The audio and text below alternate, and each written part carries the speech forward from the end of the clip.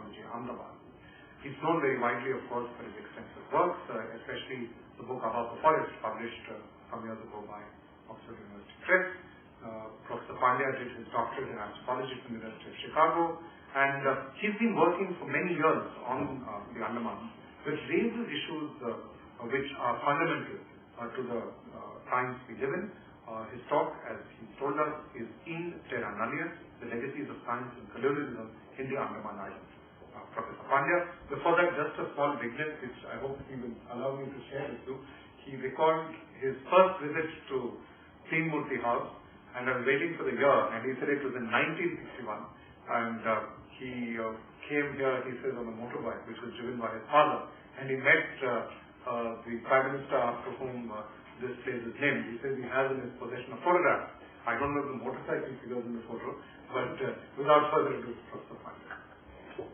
Thank you. I guess I've been dated, but then being a son of a museologist, visiting a museum, I'm quite used to such dating processes. Thank you very much for this great honor to present some of the issues here.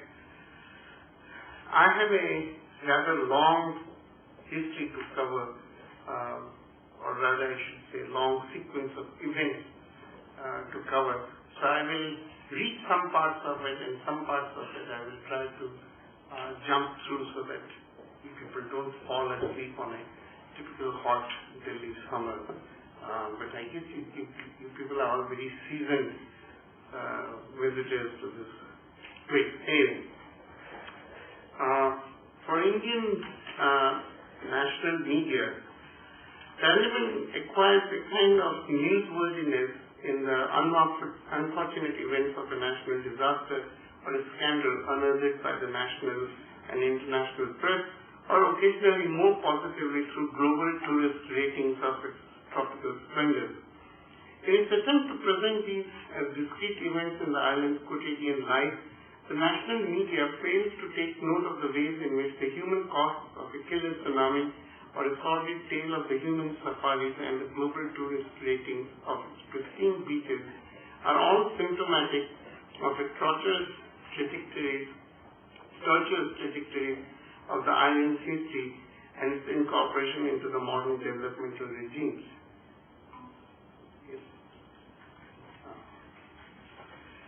As a raging argument of the human and ecological costs of the island's development continues between the government of India and a trans-global community of the scholars and activists, an emerging community of historians, sociologists, and anthropologists are seeking to widen the debate by drawing the attention to the colonial, political, and epistemological legacies that frame the understanding of the Andaman Islands and their indigenous communities. The reflection of such communities merits attention, particularly in the context of the recent Supreme Court ruling on the operation of the tourist traffic along the Andaman Trunk Road and its implications on the policy of safeguarding the integrity of the Java people and their territory. It may be noted that here a significant section of the road cuts through the Java Reserve territory.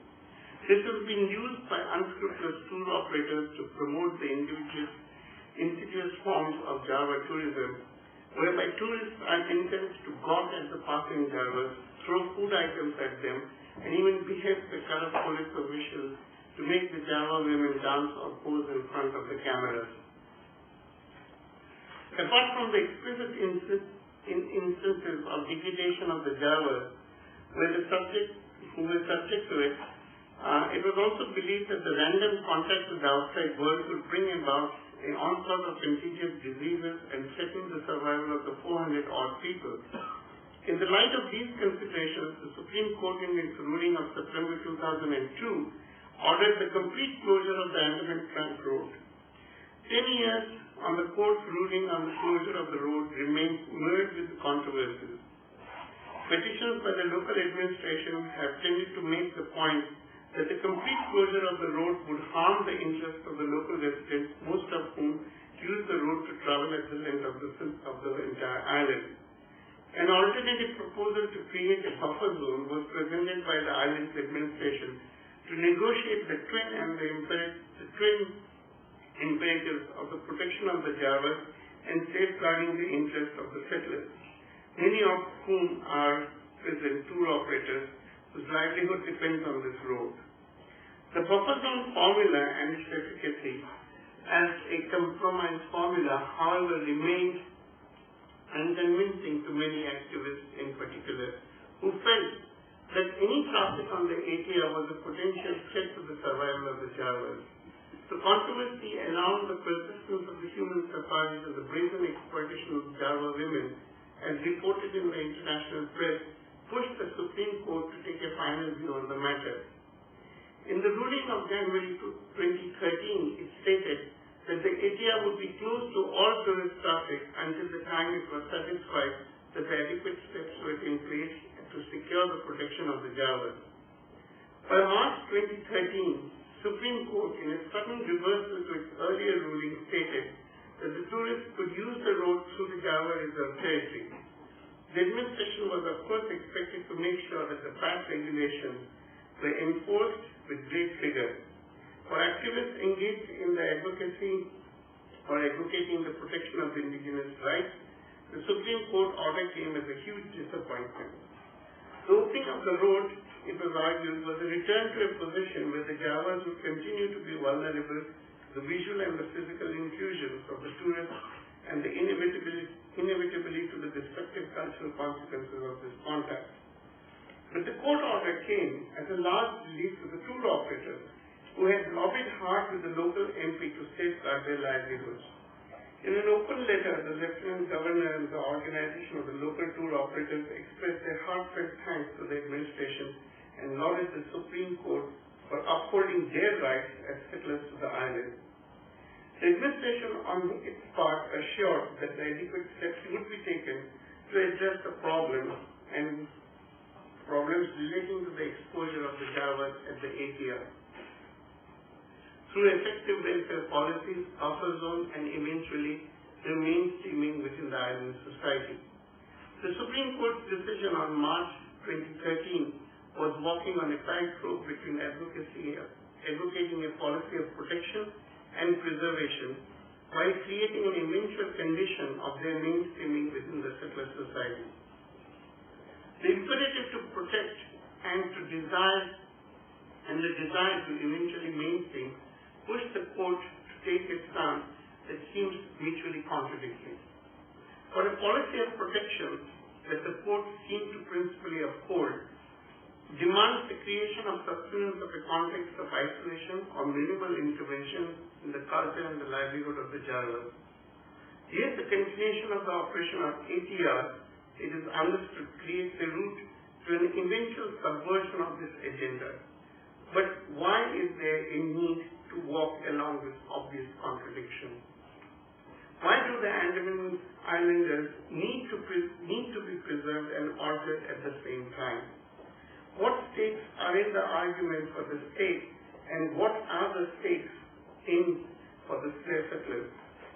What is that endows the Andaman Islanders with seemingly intelligible value, and what is it that questions and erodes the very terms and the premise of this resumed value?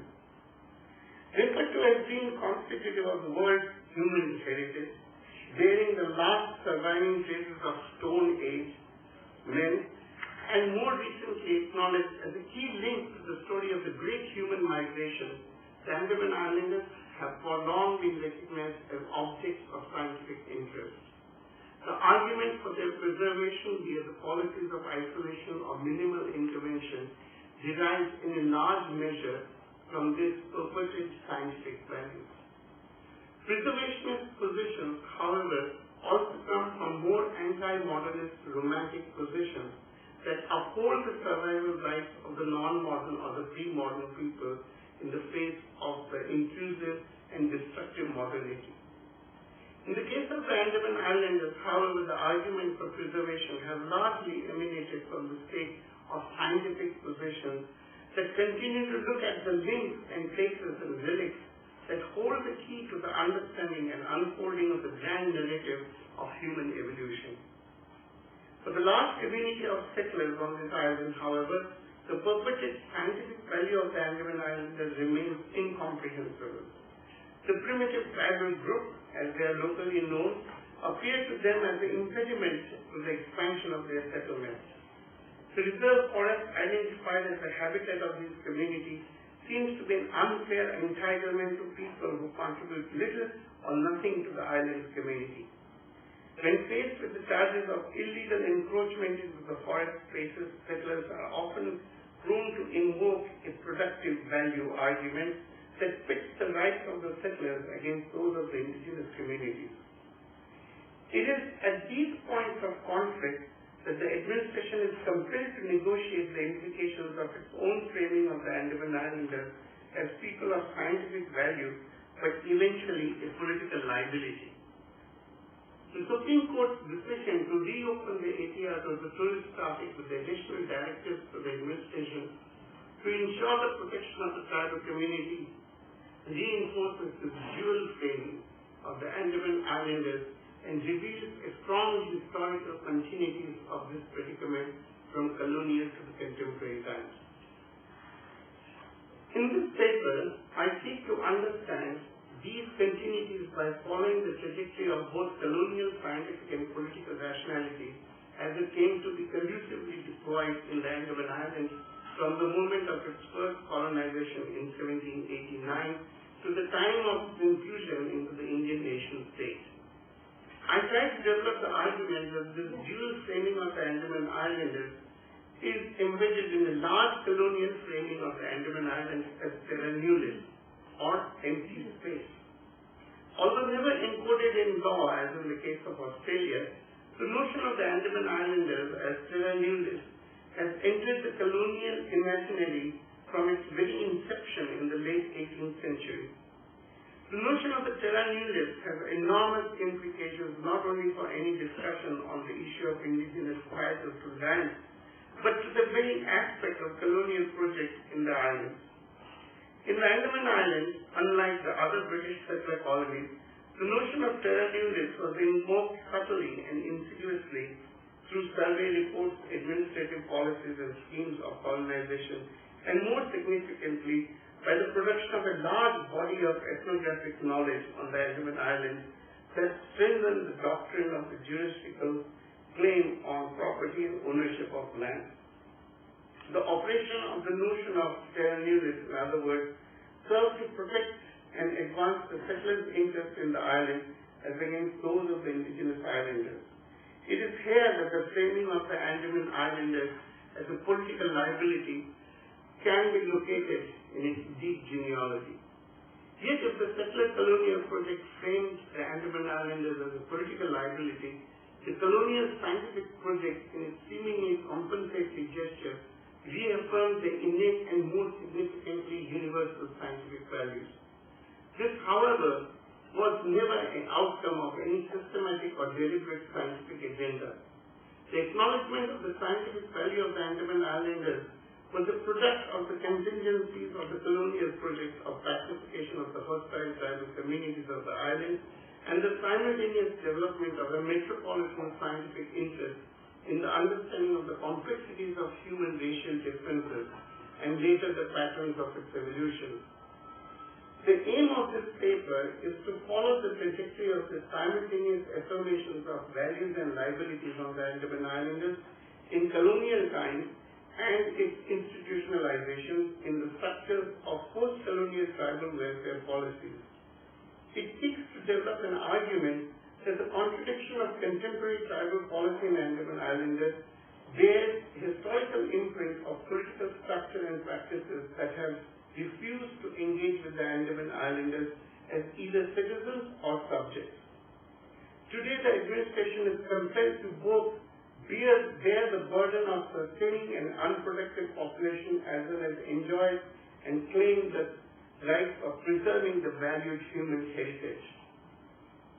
Starting with the inception of the colonial project in Andaman Islands and making of the settler colonial imaginary in the 18th century, I will consider the simultaneous framing of the Andaman Islanders as Terra Nullius a perfect site for colonization and also the beginning of an emergent ethnological interest in its people.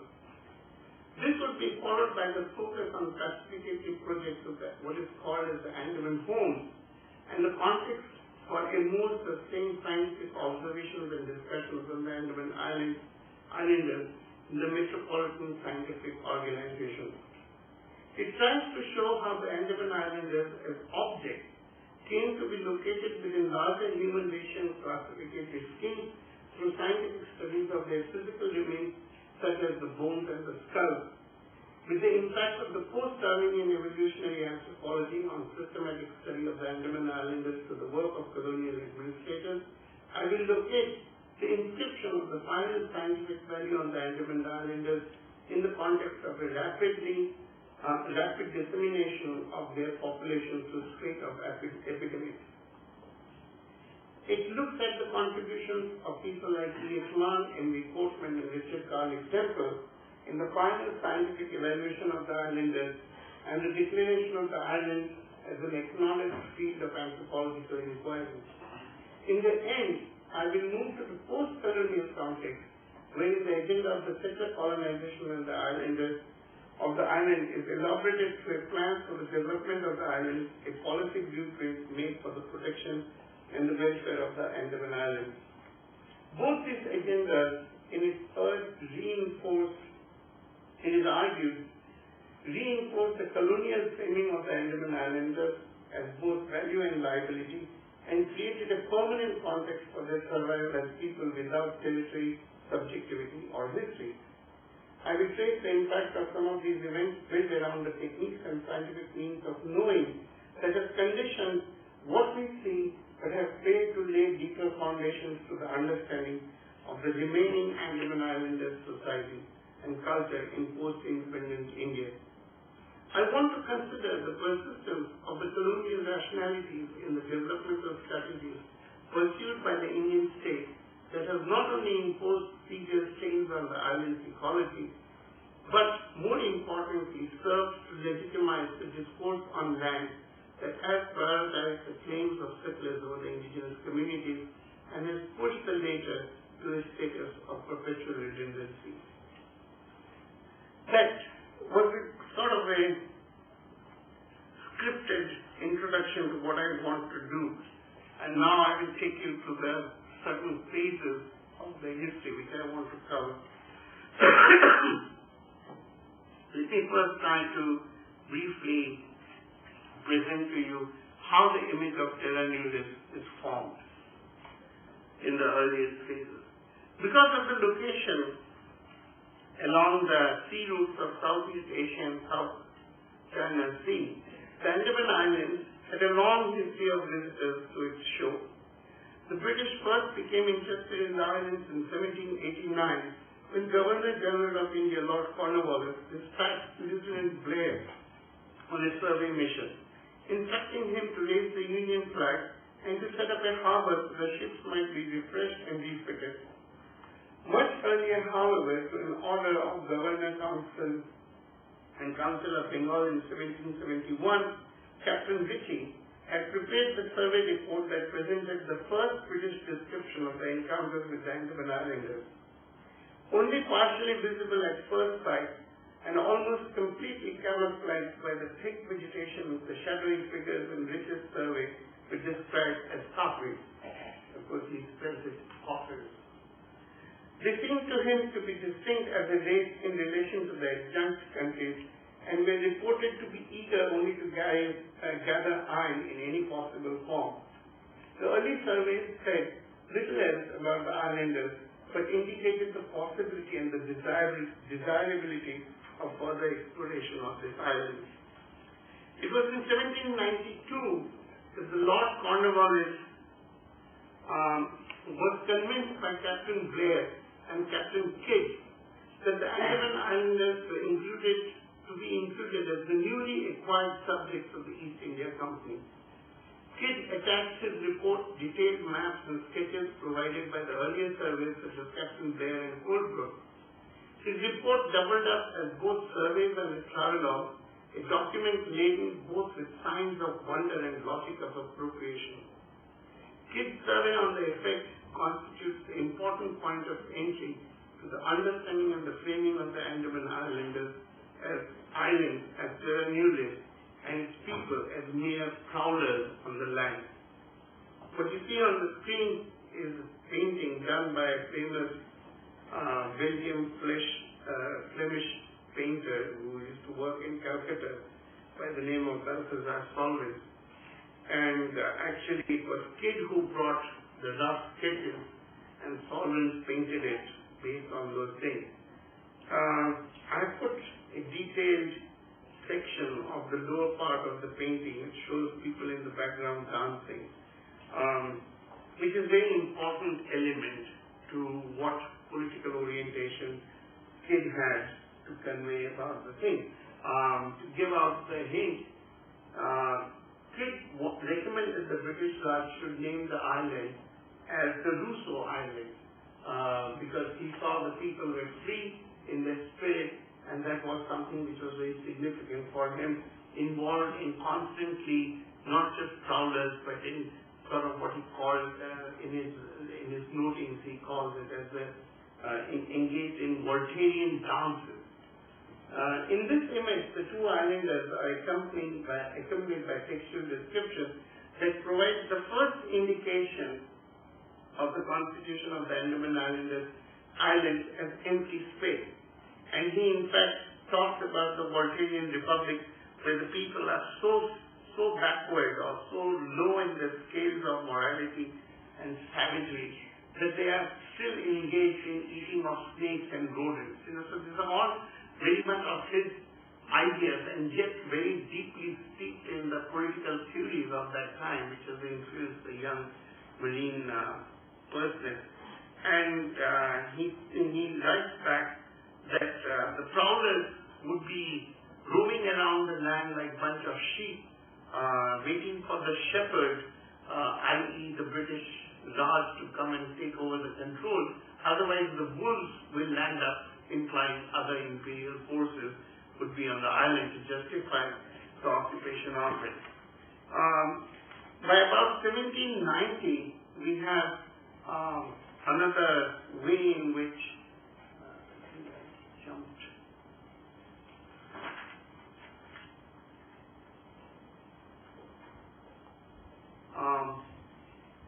you can forget it. The point, of course, is that Kidd is in fact caught in between trying to say that there are sheep roaming around freely, that should do so kind of sense, but they need to be ordered because unlike the mainland India, there are no zamindars, there are no money lenders, and there is no law and no fear of any kind of government, and therefore in that sense is also invoking the image of Hobbes.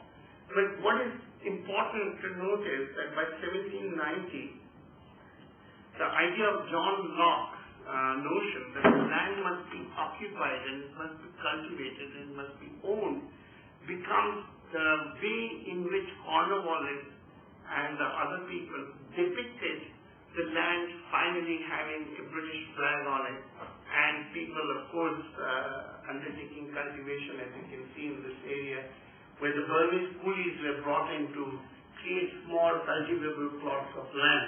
So in some sense, these landscapes are inscriptions on the land as a stationery of how they are applying the Locke idea of property.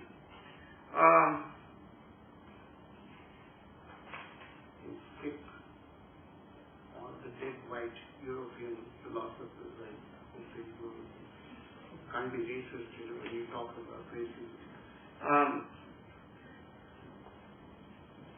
It is not easy for the British to really take over the islands because since about 1854, the islands remain temporarily occupied on and off, and much of it is because of the sickness and the hazardous condition in which the administration had to operate as a settlement there. It is only in 1854 that Moa finally visits and sort of acquires the vision of the island that it could be used for as a penal settlement. Now Moa is also not only the president of the Statistical Society, but is also the person in charge for prison reform and designing of the prison. So he's very concerned about creating Fort Blair, which has been already reviewed before by the early explorers, to be made into a penal settlement. And it is in Moat's returning back to Calcutta, where he recommended for this, that he encounters for the first time,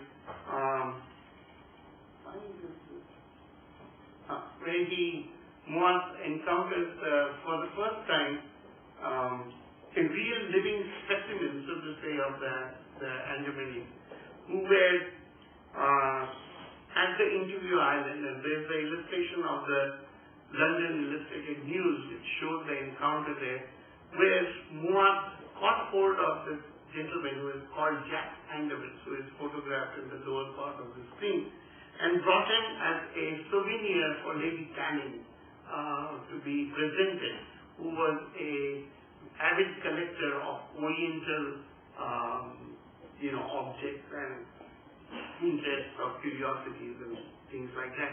Now, the bringing in of Jack Andaman as a living specimen was not an isolated event. Moat also collected through Jack Andaman a bunch of bows, arrows and bones, which he very successfully packaged and sent it back to London. Of course, Jack Andaman is sent back to Andaman Islands, and very unceremoniously, he discarded all his clothes which were given to him and was never seen again. And that was the end of it. But what it started also was a great amount of curiosity that how are those bones going to be classified once they have landed into the British academic circle. Moat's zeal to collect bones from Andaman was nothing strange or uncommon. It was part of a long practice to collect for what used to be called as cabinets of curiosities or private museums of exotica and rarities, as well as living room cabinets of the elite collectors. The world of the 19th century, as contained in the European Museum collection, as has been observed, was pervaded by the metaphors of prey, query, and trophies and prizes. In other words, by the language of hunt or chase. Hunting, evocative of the vigorous masculinity to the victorious, was an arch metaphor for scientific as well as military encounters with the non-European colonized world. The practice of collecting bones and the natural historical inquiries undertaken on the Andaman became a signifier of the ways in which the colonizers would out-savage the savages in their frontiers by ransacking and pilfering the burial sites of the Andamanese. The Andamanese bones were sometimes made into ornaments and later even being sold through shops managed by the administration on the island. What you see on the screen is a kind of continuity of these bones which are still being made into ornaments, particularly among the Javas and the Ungis. And the tradition of making this ornament now is not very visible. In fact, the Javas and the Ungis in the contemporary times seem to hide this. So it is something which you have to really talk and you have to be very intimate to get them to bring out those collections which they hold as amulets from their dead ancestors. But the practice was there. But what has happened is that something which was a cultural object, a amulet which could be seen as in their belief system as something which heals and is of certain ritual value, as Radcliffe Brown calls it, becomes completely a scientific object, decontextualized, and becomes the prime representative of the Andaman Islanders as an object. Now it is these bones which come back into England and starts the whole concern of locating the Andamanese people within the scales and understanding of what was Darwinian idea of evolution and what was the anti-Darwinian notion of it. And the first one, of course, to start with would be Richard Owen, who died in 1892, was the anti-Darwinian paleontologist. In fact, the term dinosaur is attributed to him. there's a very interesting story. His wife went away from home for Christmas, and the London Zoo deposited a huge rhinoceros body in his living room, because he had a deal with the London Metropolitan Zoo that all the animal skeletons would be his property. So you can just imagine the kind of weird person he must have been in a certain way. Now here, Owen received the bones which were sent by Moa, and Owen interestingly classified Andamanese little better than the chimpanzees, but lesser in strength than the gorilla. And he says that the distinctive thing is that they do not come from any specific continent. So he's denying the geographical affinities or the ideas within the evolutionary sense, which had its links in geology in some sense, or the ideas that the continents could have been connected. He sees them in isolation, and he says that they are not connected to Africa, they're not connected to Asia, but interestingly, they have peculiar traits like bows and arrows and canoes, which are not found among the black people of Asia or Africa. Now, please pardon me, any of these kind of racist references or sexist references in the postmodernist context is not my belief. It's like television has this disclaimer, all these characters are fictitious. These are just words which are there in the classical text, so I'm using it. So don't throw your teacups at me. In contrast to Owen's work, George Buck, who died in 1886, was a counterpoint.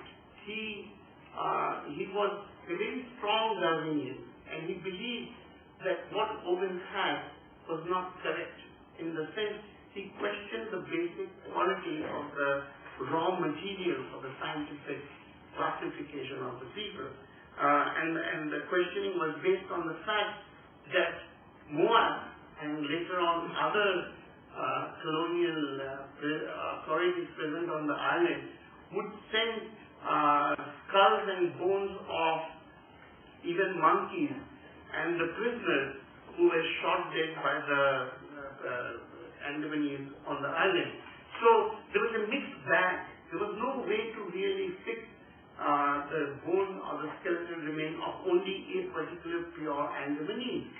And in this grab bag, what Owen created, or what Buck created, was that he said that why not I compare it with the Vedas and the other scheduled castes or the Dalits, who are not to be classified in the grisly sense of pure races. So he picks up all the odd Vedoids and the Dalits to compare the Andamanese and comes up with an argument that there is no typical way in which you could ascertain what the Andamanese were. Now, what this actually tells us, and I have tried to put a jumble of some of the monograms or the crests of the various metropolitan academic institutions, that there was a whole growth of culture in which there was a constant debate going on. So the Royal Anthropological Institute, the Scottish Geographical Society, Oxford, Cambridge, and of course the British Raj, and not to forget the Asiatic Society, they were all engaged in this debate. And the Metropolitan was defining what the agenda or the scientific agenda should be as in practice for Andaman Islands. So it's very interesting if you compare it in relation to the growth of other surveys and scientific institutions in mainland India. And interestingly enough, Anthropological Survey was the last addition to it in terms of trying to systematize. Andamans never had the presence of Botanical Survey or Geological Survey to begin with. It always had the metropolitan represented in the colonies through the administrative offices and the debates involved in it. The similar power relationship was woven in between the colonial authorities and the Andamanese and the academics in England. While the authenticity of the data was questionable, the scientific framework of explaining the positioning of the Andamanese remained a problem, as the classification system deployed for the positioning them of possessing them was constantly being contested in England. Notwithstanding this early debate in their racial origins and dispersal, soon metropolitan science has turned its attention to what was considered to be more serious in task of fixing the Andamanese within the evolutionary scheme, a task that would also have implications for the colonial policies on the island. In his lecture at the Royal Geographical Society on 13th of January 1862, who is of course one of the prime initiators of the prison system there, stated that in spite of the fact that the Andamanese savages were lowest in the scale of civilization, unquote, and addressed by character, the island's geographical value lay in its primeval forests and extreme fertility of the soil and the mild quality of the climate. In other words, for Moa, the location of the Andamanese in the lowest scale of evolutionary order and the inherent savagery would not discourage the British from their colonial project on the island. And I quote, "The wretched savages," he believed, "could be reclaimed from their present misery and degradation from the reach of the Christian philanthropy." By January 23rd, 1866, Admiral Sir Edward Belcher at the Ethnological Society of London. Now remember, the Royal Geographical Society is at loggerheads with the Ethnological Society, and it later on leads to the concretization of the Royal Anthropological Institute in England. But they both were two different bodies and they had two different orientations, and Belcher, on the other hand, contradicted Moa by depending on the letters written by other British officers who had interacted with people who had escaped, particularly Dutnath Tiwari, who had escaped from the prison and had lived for nearly about 8 months with the Jarwas and the other Andamanese in the forest and came back. In fact, last week, in the calendarical event of the Andaman Islands, they celebrate the day of the Battle of Ambani, which is acknowledged as the day when Dutnath Tiwari was betrayed by the great Andamanese, and they tried to attack the British camp, and Dutnath Tiwari had gone back to the British and cautioned them that the Andamanese are going to attack on this day. But it's very peculiar how the state now puts Dutnath Tiwari also as a martyr and acknowledges also the great Andamanese as martyrs.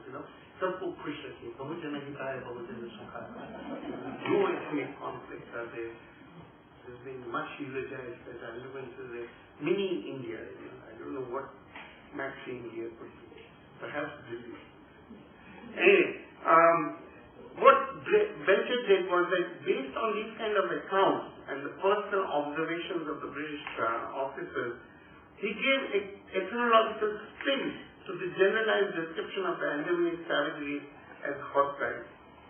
The Andamanese, according to him, turned out to be unpredictable, friendly, funny, clever, spoiled, childlike, and constantly hostile. In fact, were made up of various groups based in internal politics and area occupied by the linguistic differences.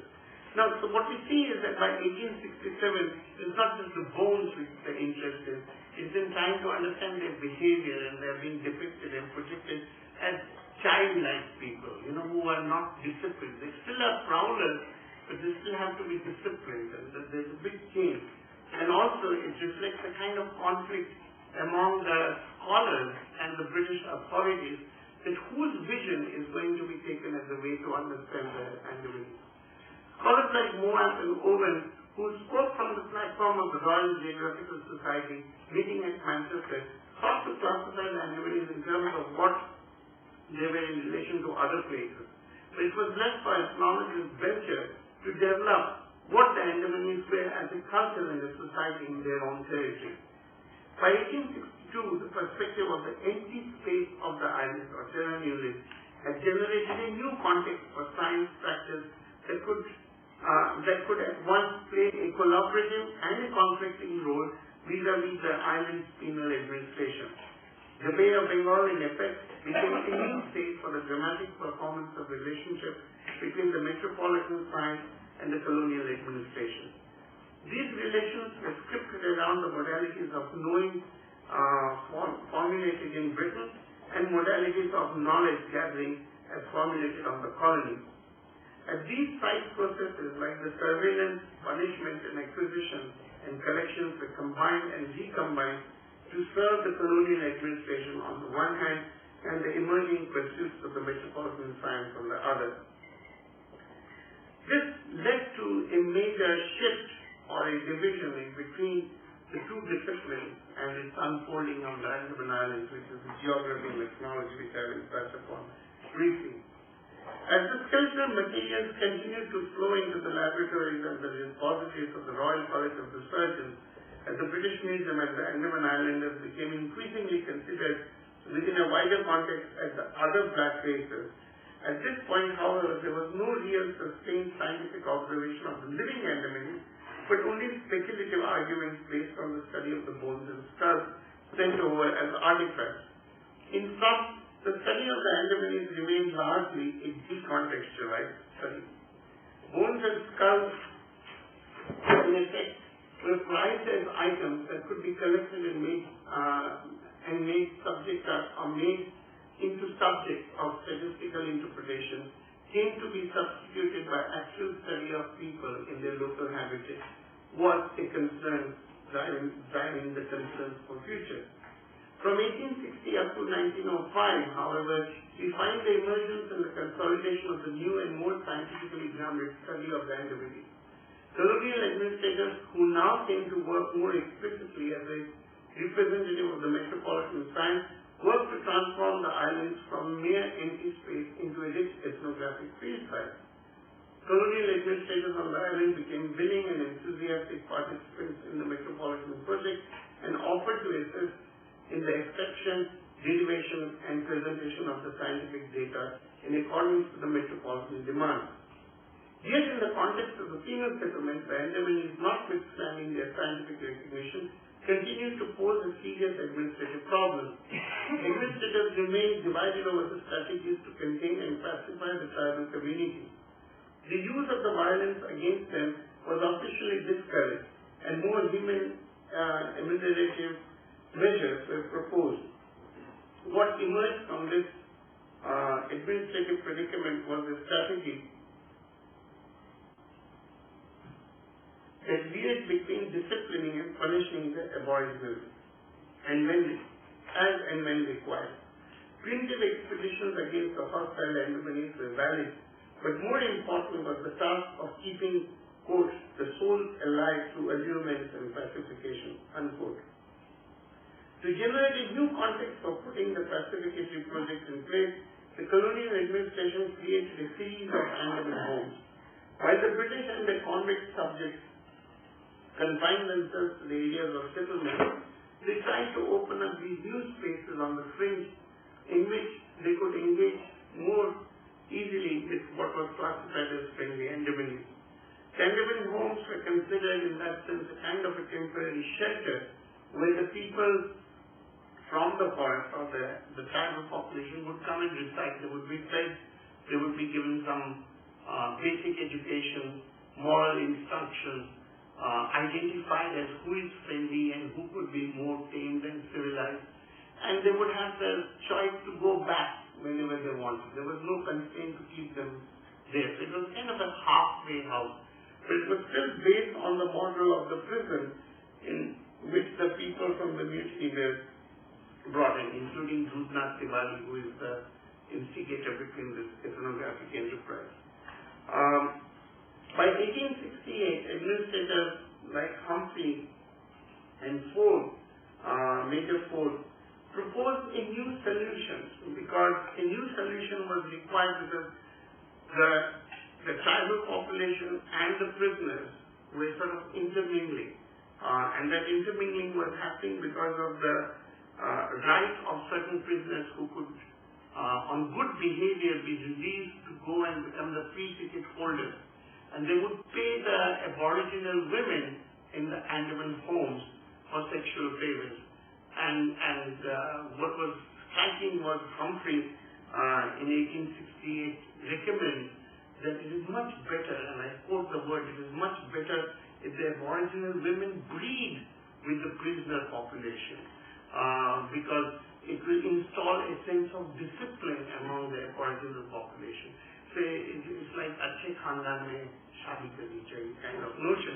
But these kind of ideas which come about is a shift from trying to understand the scientific classification of a field site like Andaman, objectifying the Andamanese through bones, is shifting into some kind of social experimentation in a lab-like situation of the Andaman homes, where the aboriginal population is being controlled, is under surveillance, but is not restricted. They can go. There is sort of a halfway kind of compromise. And it's a way in which the colonial policy has to be impacted or affected and modulated in relation to these issues. This led to the creation of the Andaman homes, which are quite, there are a series of them all across or all around what is now Port Blair. There are about 8 of them. Valentin Ball of the Geological Survey of India, which is very interesting. He was a coal expert, actually one of the last coal experts of the British government, was one of the visitors in 1869 to the Andaman home. It's interesting, none of this geological survey or the zoological survey people really went and did any zoological or geological expedition on the island. They all went there and they were all like some kind of flies in the Venus trap, get stuck into only studying the Andamanese aboriginal population. They're so fascinated and so overwhelmed. So Ball actually wanted to go and study traces of sulfur, but he doesn't do that, and he goes and visits the Andaman home, and he reports that there were about 200 obedient residents of the Andaman home who were acculturated into consuming cooked rice in metal pots provided by the administration, but also continued making prehistoric stone tools, because Ball was very interested in glass plates, and how they are used. Many were found to be very fond of tobacco and would not hesitate looking for it even through the pockets of the visitors to the Andaman homes. The nature of these ethnographic observations provided by the visitors, those produced by the colonial administrators, however, led to the contradiction that impacted on the trajectories of the metropolitan scientific interest in their study of the dying or decaying culture.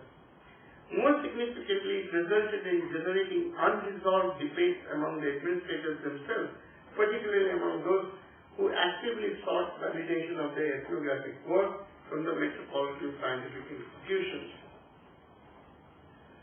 Edward Horace Mann, who served on the islands from 1869 to 1901, ventured little beyond the Andaman homes, but was able to amass a large quantity of material artifacts.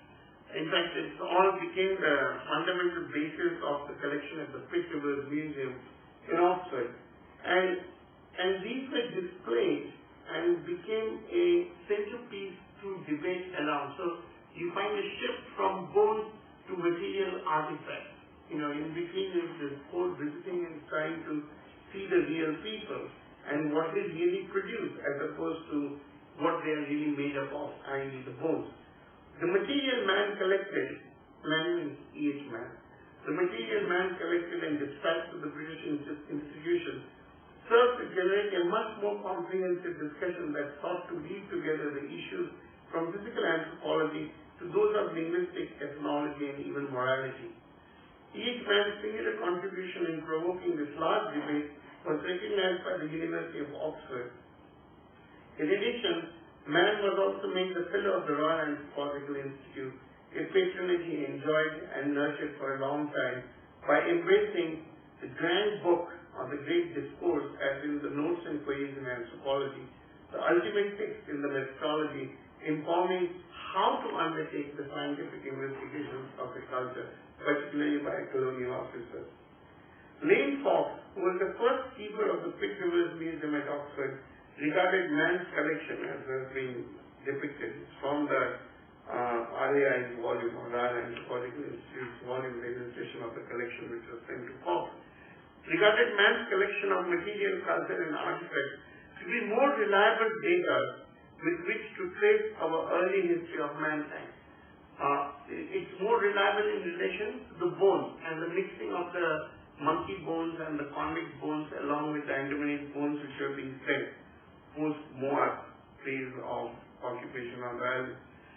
And he regards these material culture to be more reliable than the belief systems and the rites which are, I quote, as little understood for the most part of the people who practice them and by those who record them, unquote.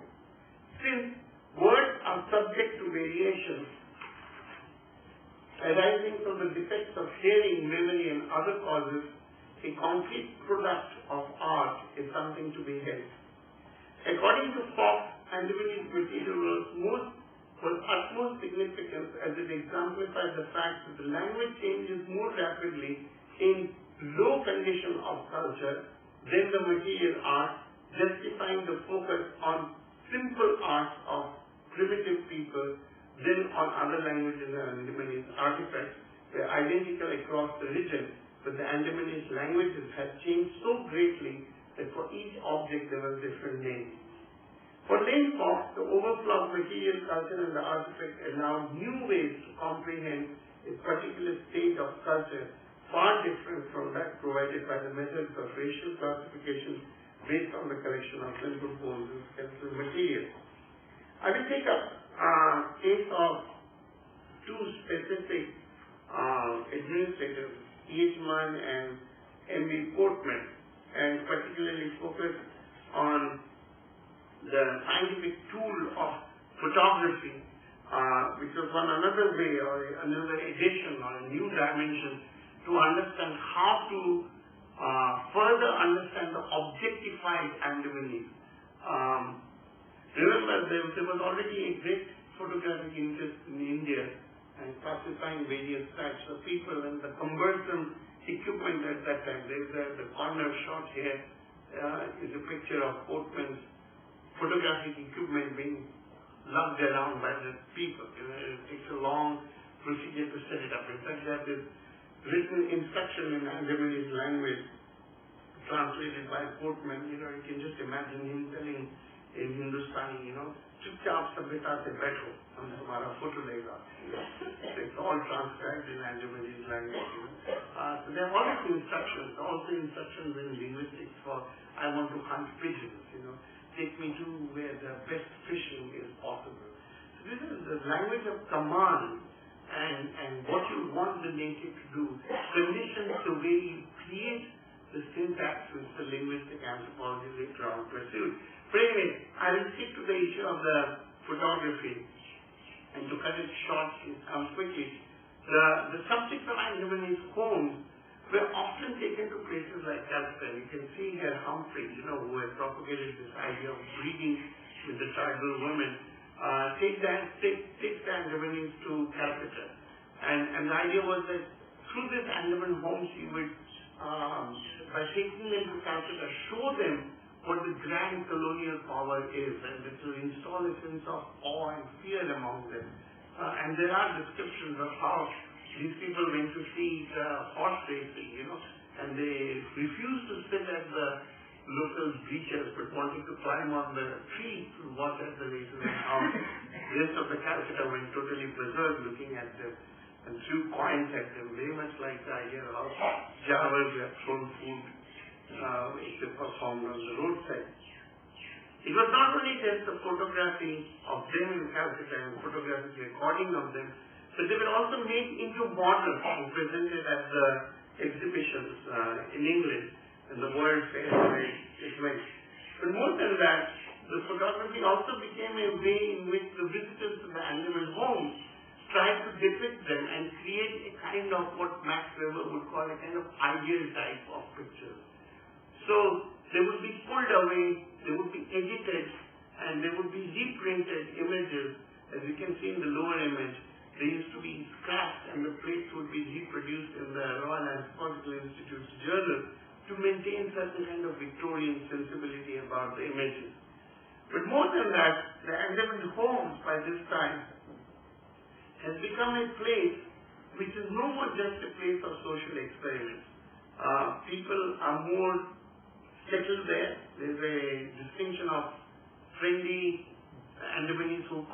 currently are residents there, as was described by the visitors, people who depend on rice. There are obedient Andamanese who would go and track down the runway convicts, as you can see in this picture, or they would be regularly attending the Sunday school, as you can see in the middle is Boatman with a bunch of his choir boys and the other savages who are not yet so acculturated. But given the range of images we find in the transformation which has already happened, what were these photographers like Mann and Portman really accomplishing in the agenda of or using photography as a tool, as a scientific tool, was to reify the science per se. Each man in this photograph on this side, the image which will be on your left hand is each man. See how he uses the scale, the material culture, and also places himself next to the scale as a measure of civility, as a measure to signify how he is different racially, if you want, than to the Andamanese. But Portman, whose picture is on the other side, as I mentioned there, is more Puritan in his science, and he in fact criticized E.H. Mann for trying to depict more of himself and less of science. So what he does, he very blatantly uses only checkered black and white cloth to give the idea of measurement.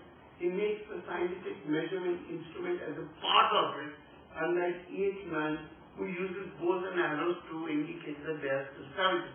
So this complexity of how you use the image gets on further, and Portman is very irritated by Mann's project, because Mann presented everything in the idea of the notes and queries of the Oxford University and the Pitt Rivers Museum, where everything had to be a diorama. Things had to be set up. They were very decontextualized. You would never find a Andamanese couple sleeping while the others are embracing each other so close by. It's all very staged, and it's all made to look what Portman calls fuzzy grass. He says each man who was a senior is not a photographer but is a maker of fuzzy grass, which means things are very soft, things are very aesthetic. They are not harsh, they are not black and white, they are not to the point. They want to show what you want to show, but they cannot make you see something. And this is a kind of a positivist twist, which of course goes back to this whole idea of the distinction between ethnology and other disciplines.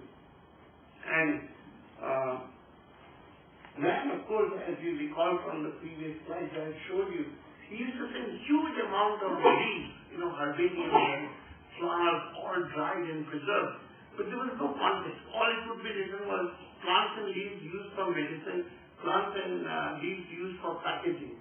But Portman took it as a later photographer to document each and every detailed use of those leaves, which leaf is used in which way to pack, how the leaves are tied to create a certain kind of cure and therapy on the body healing system.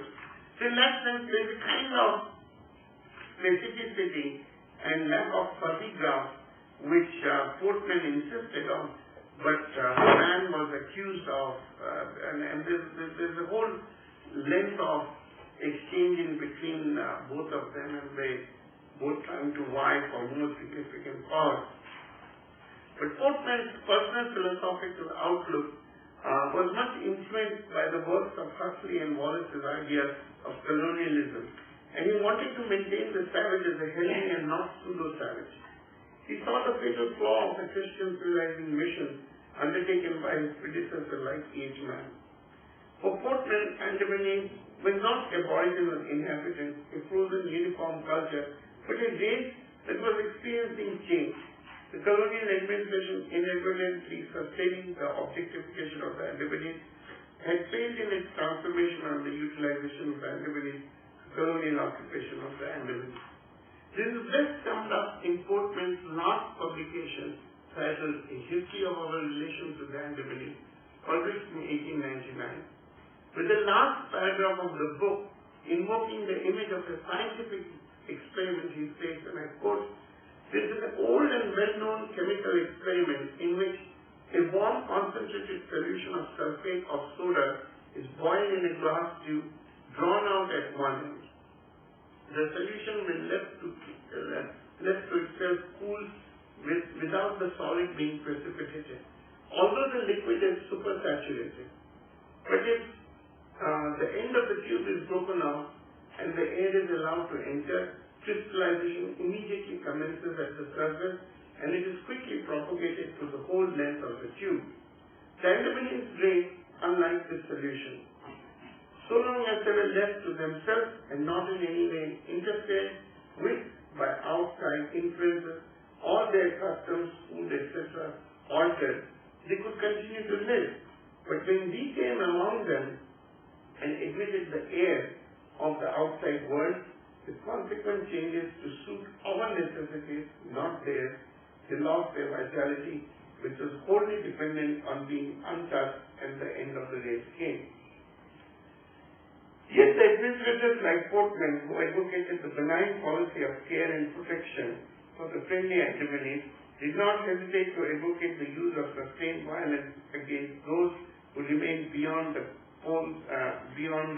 limits of the Andaman homes. The friendly savages qualified as an object of scientific value and were entitled to protection, but the hostile savages were threats that could be eliminated by force.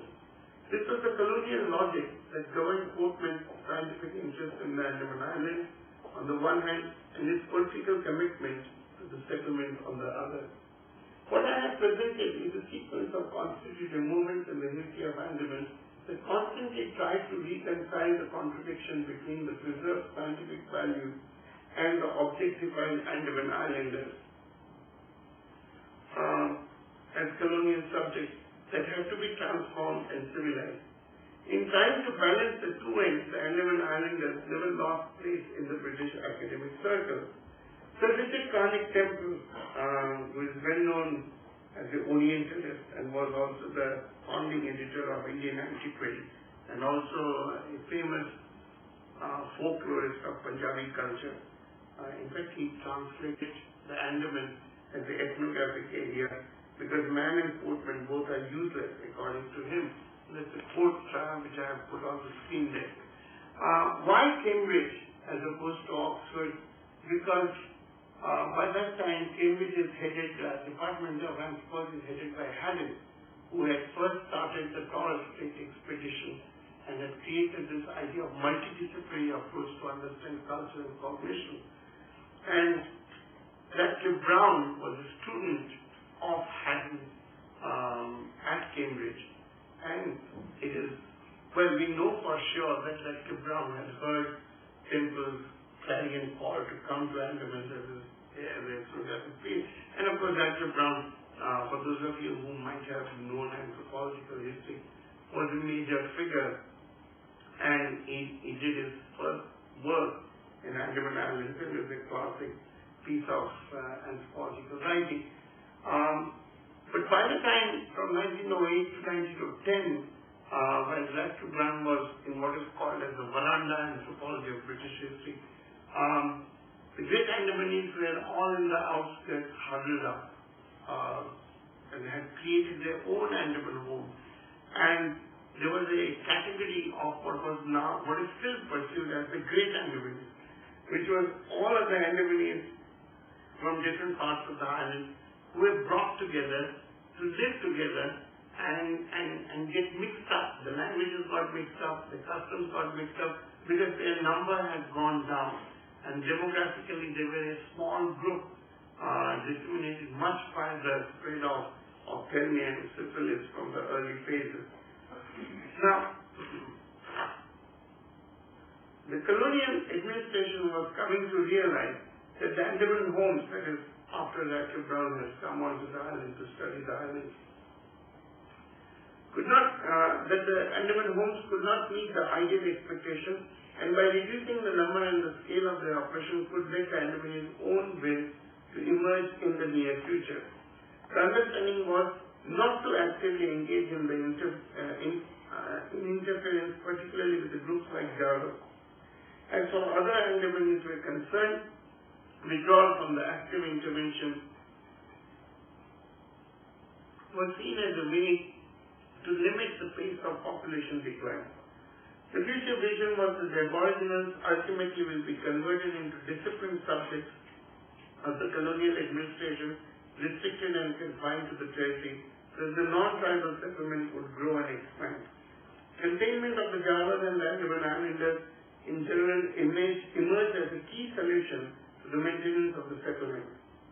Containment would meet both the administrative imperative of surveillance and the scientific imperative of observation. During 1930s, it was realized that perhaps the best way to deal with the problem of declining population was to move these people or clusters of the tribal groups to different parts of the island, and therefore, by displacing them further away, they could be preserved, or rather, the idea of creating a reserve territory. By the end of 1930s, it was the Java situation that defended the administration's ambivalent framing of the Andaman Islanders, both as a value and as a liability. The failure to either curb the hostility of the Javas or to remove them from the vicinity of expanding settlement meant that the policy of violence against them could not be kept alive. Yet, given the Java's racial and cultural affinity to the great Andamanese, whose scientific value was celebrated widely, colonial administrators were hard put to legitimate any outright eliminationist agenda. The challenge was to reconcile the interests of science with those of the colonial settlement. The deeply flawed premise of the agenda would begin to unravel in the course of the post-colonial framing of the tribal welfare policy in consonance with the interests of the settlement of the Andaman Islands. That brings us to little better known stages of history, or what I think, I don't know. From 42 to 45, Andaman Islands were under the Japanese occupation. And at that particular time, the great Andamanese who were left sort of in a destitute state from the Andaman homes were all hiding in the bunkers, which the Japanese had created and just had left that. I've given a picture in the end of one of those existing bunkers.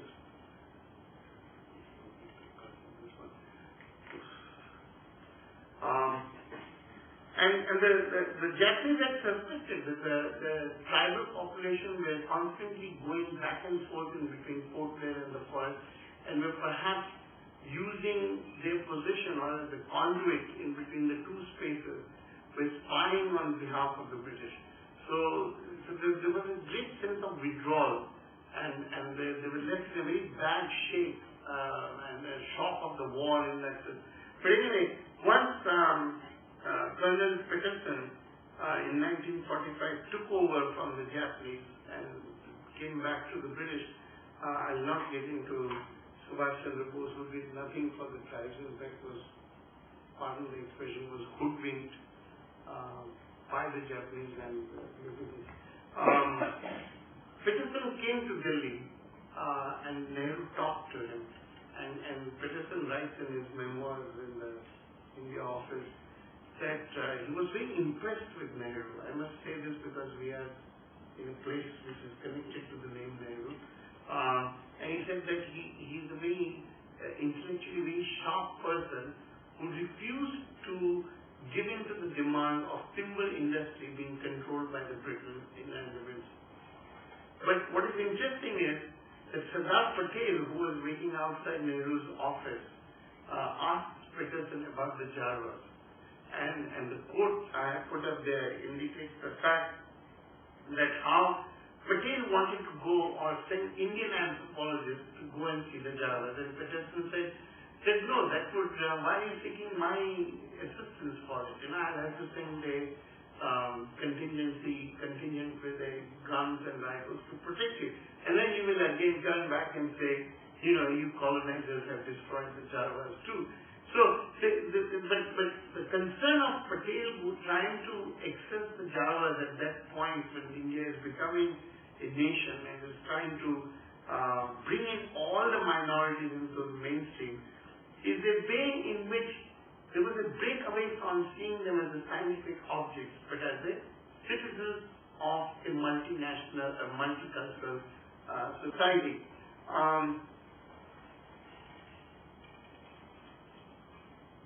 Okay, I've been told 10 minutes and the scandal should be over.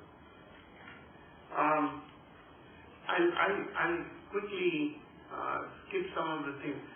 But what has happened is even in the process of nations once gaining independence, just like in the colonial times, the metropole was influencing the conduct of the scientific pursuits,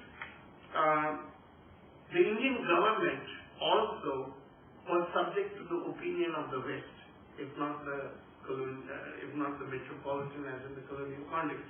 In 1946, the Anti-Slavery and Aboriginal Protection Society had raised the issue of what was the government of India going to do with the remaining tribal population. And it is also the same year in 1945 that the concern also becomes the focus for Anthropological Survey of India.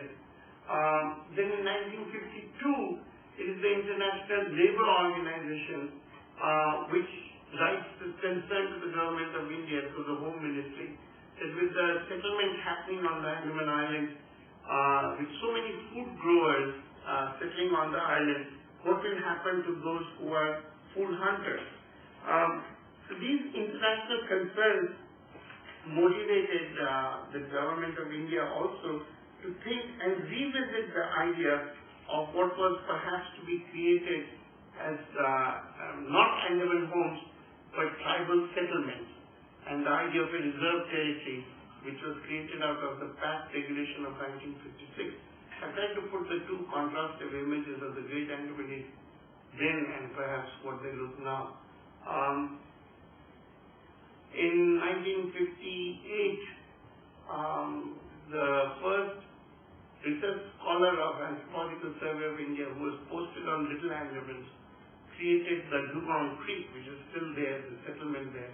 And the idea was that it would have school, roadways, provide rations, and they would work in the plantation, whatever the reasons may be. But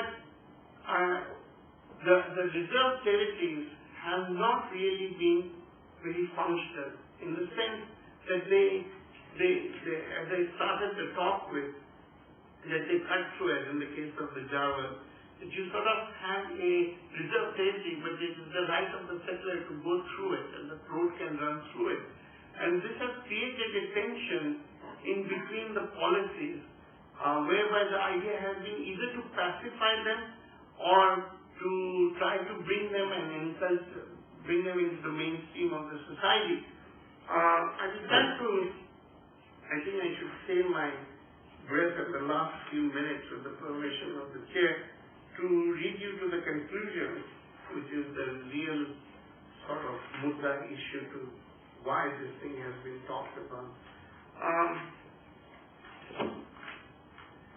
One could perhaps conclude by arguing that the contemporary dilemmas of the island administration in the wake of the Supreme Court order of March 2013, compels a serious interrogation of the perpetration of the colonial framing of both the Andaman Islands and the Andaman Islanders. It calls into question the validity of pursuing a settler colonial agenda that sees the island as an empty space and the islanders as features of the landscape. It prompts a review of scientific agendas built around the framing of human subjects as pristine and unchanging relics embodying the great truths about human evolution.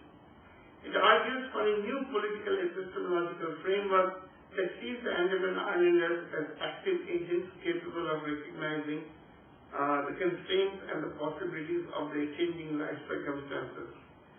And it demands a new ethnographic understanding of the modern state itself and its relation with its primitive population. It is these questions that perhaps help us to understand the contemporary dilemmas of the Indian state emanate from the inherent contradictions of a tribal welfare policy aimed to advance and consolidate the settler's colonial agenda. The framing of the Andaman Islanders as administrative liability comes from the challenge of rapidly expanding settler community questioning the validity of what it sees as the government's unfair privileges to the people who do not till the land or contribute to the island's economy. From a settler's perspective, the scientific value of the Java or the Ongis are irrelevant. What matters is what they see, their disproportionate enjoyment of the land in form of a reserved territory, and the dole that they receive from the AJVs or the welfare associations. Many thus see no wrong in acts of poaching within the territory or engaging in illicit commerce with the Javas and organizing human safaris. Many times helpless administration resorts to a stricter mode of policing and surveillance, but the violations continue. At the heart of its sense of crisis or dilemma lies the state's inability to either communicate the scientific value of the Andaman Islanders to its settler constituency or acknowledge the rights of the Andaman Islanders to the land, or even more significantly recognize them as subjects or agents who could think and express their ideas about future, their vision, and their notion of land. The Indian state's idea of primitive continues to play, albeit unwittingly, a collusive role in the legitimizing of the 19th century colonial representation of the Andamanese as a primitive community requiring transformative intervention. Although the term primitive is understood as a temporal concept in the Indian state's understanding of the Andamanese primitive, remains a descriptive category essentialized to the point of rendering it to an object. Some might argue that the category of the primitive tribal group has now changed into particularly vulnerable tribal group, and this is a greater sensitivity to the question of representation. But what remains unclear is whether this change of category implies a mere administrative convenience or any radical shift in policy-making practice. Do particularly vulnerable groups have an agency or right to land, or do they remain more mere features of it? Do they need to be heard, or is it just fine to preserve them as specimens to be studied in the name of science and to contain them within the bounds of a reserved territory to keep the settlers' agenda alive? Do the entrenched legacies of the colonial agenda in the Andaman Islanders validate the legitimacy of these questions? The Javas who remain at the heart of this dilemma of the Indian state perhaps have their own answers to many of these, but the Supreme Court on the island or the island's administration is not willing to listen to them, or can they hear them? Thank you all for this anthropological indulgence in this historical tour of much known yet still unknown Terra Nullius in the Bay of Bengal.